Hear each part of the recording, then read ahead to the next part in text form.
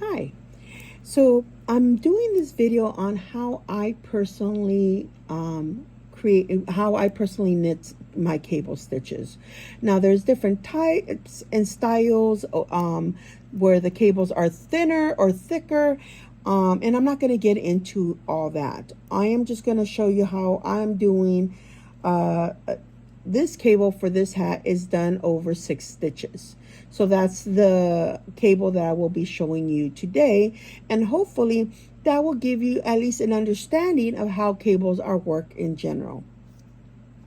So what we're going to do is, for this cable, we're going to take the first 3 stitches and we're going to put them on a holder, a cable needle or a holder of some sort, but it's to hold the stitches so that we will come back to them when we're ready. Then we're going to knit the next 3, and then we're going to come back and put the holder stitches back onto the knitting needle, and then we'll work those. So let me show you how that's done. We're going to get our holder or our knitting needle or whatever it is that we like to use. I actually prefer using a very large plastic safety pin to hold my stitches.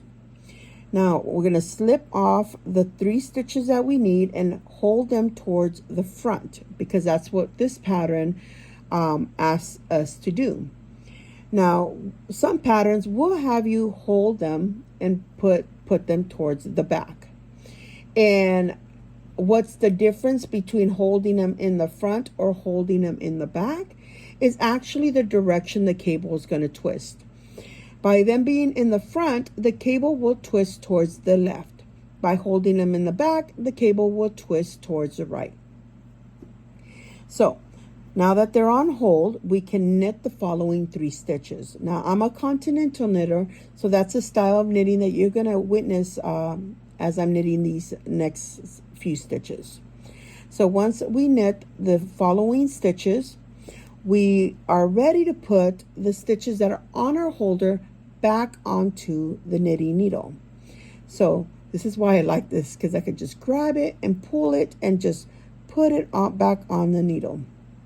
Now the important thing here is that you need to be mindful of, as you can see, as I didn't grab all the stitches, there's only 2 on here. So slide your knitting needle back out, and then make sure that you have all 3. Oh, I did it again.